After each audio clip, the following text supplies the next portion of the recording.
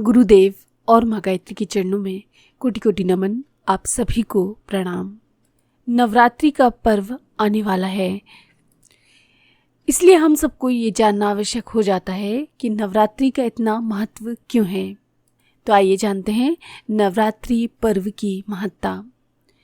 नए वर्ष के शुरू में हर एक देश और जाति के लोग अपने अपने ढंग से खुशियाँ मनाते हैं और अपने इष्ट देव की उपासना करते हैं ताकि उनके अगले वर्ष के कार्य सफलतापूर्वक संपन्न हो। इस लक्ष्य की पूर्ति और नवीन शक्ति की प्राप्ति के लिए अनेकों प्रकार के अनुष्ठान किए जाते हैं। हिंदू धर्म के अनुसार सृष्टि रचना का आरंभ चैत्र शुक्ल प्रतिपदा को हुआ था, इसलिए हमारा वर्ष इसी दिन से शुरू होता है, जिसका पूर्वार्ध 6 माह बाद अश्विन कृष्ण अमावस्या को समाप्त होता है और उत्तरार्ध भाग अश्विन शुक्ल प्रतिपदा से आरंभ होता है। वर्ष के इन दोनों भागों के आरंभ में हमारे पूर्वज महाशक्ति की आराधना किया करते थे। इन्हीं दिनों सर्दी गर्मी की प्रधान ऋतुओं का मिलन होता है। इसी संधि बेला को नवदुर्गा कहा जाता है। सर्दी गर्मी की ऋतुओं का मिलन दिन और रात के मिलने के समान संध्या काल है। पुण्य पर्व है।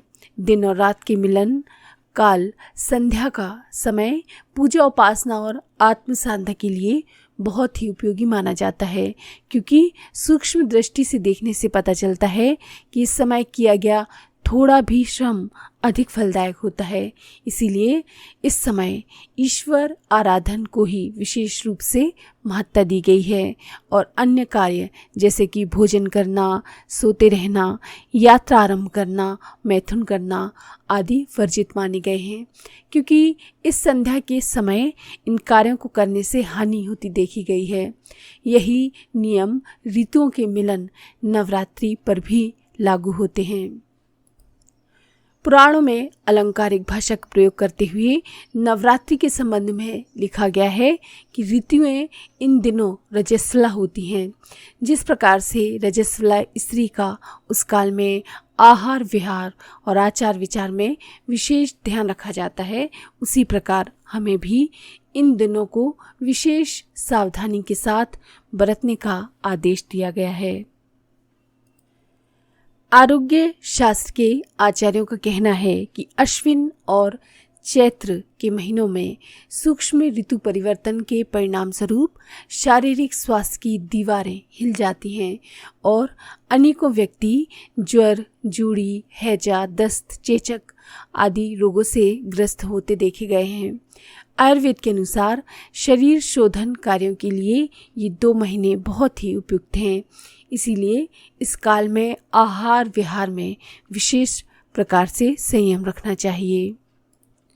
इन सारे तथ्यों को देखते हुए इन 9 दिनों को शारीरिक, मानसिक और आत्मिक सब प्रकार की उन्नति की दृष्टि से लाभदायक माना गया है। इसीलिए उपवास आदि विशेष साधना द्वारा अनुष्ठान करने का विधान बनाया गया है। ये समय गायत्री साधना के लिए सबसे अधिक उपयुक्त है। इस बार नवरात्रि 2023 में 15 अक्टूबर से शुरू होगी और 24 अक्टूबर को खत्म होगी।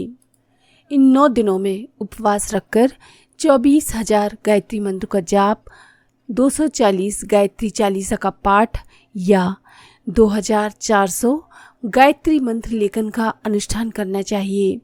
9 दिन में अनुष्ठान पूर्ण करने के लिए रोज 27 माला गायत्री मंत्र का जप करना चाहिए या 27 गायत्री चालीसा का पाठ या 267 गायत्री मंत्र लेखन करनी चाहिए। साधना के साथ उपवास के लिए एक समय बिना नमक का अन्नाहार, एक समय फलाहार, 2 समय दूध फल, एक समय आहार, एक समय फल दूध, केवल दूध या आहार जैसी आपको सुविधा हो, इनको आप अपना सकते हैं। साधना का अधिकांश भाग प्रातःकाल ही पूरा करना चाहिए। समय के अभाव या अन्य कारणों से सायंकाल को भी आप अपनी अधूरी साधना को पूरा कर सकते हैं। इसके अतिरिक्त ब्रह्मचर्य पालन, भूमि शयन, बाल न कटवाना, दाढ़ी के बाल अपने हाथ से बनाए जा सकते हैं। चमड़े के जूतों का त्याग आदि नियमों का जहाँ तक संभव हो पालन करना चाहिए। आचार, विचार और व्यवहार को पवित्र रखना चाहिए। उत्तम धार्मिक ग्रंथों का स्वाध्याय करना और चिंतन करना चाहिए। उनकी शिक्षाओं को अपने जीवन में ढालना चाहिए। उपवास और साधना के दिनों में किए गए मनन और चिंतन का स्थायी प्रभाव हमारे अंतःकरण पर पड़ता है। अंतःकरण की पवित्रता पर ही हमारी सुख शांति निर्भर करती है। अनुष्ठान की समाप्ति पर 9वें दिन जब का शतांश हवन, ब्रह्मा भोज, कन्या भोज और प्रसाद वितरण करना चाहिए। ब्रह्म भोज कहते हैं आत्मा को, इसलिए आत्मा का भोजन ब्रह्मदान ही सर्वश्रेष्ठ ब्रह्म भोज माना गया है। गायत्री ज्ञान प्रसार के लिए गायत्री चित्र, गायत्री चालीसा, माला या अन्य साहित्य वितरण आप कर सकते हैं। नवरात्रि गायत्री उपासकों का बहुत ही महत्वपूर्ण त्यौहार है, इसीलिए इसको धूमधाम के साथ मनाना चाहिए। गायत्री माता की प्रसन्नता के लिए उनके व्यापक ज्ञान प्रसार की योजना बनानी चाहिए। आपके नगर में, गांव में ऐसा कोई घर ना बचे जिसमें आप गायत्री माता का संदेश पहुंचाने का प्रयत्न ना करें। आपके निकटवर्ती मोहल्ले में यथाशक्ति प्रचार प्रसार करना चाहिए।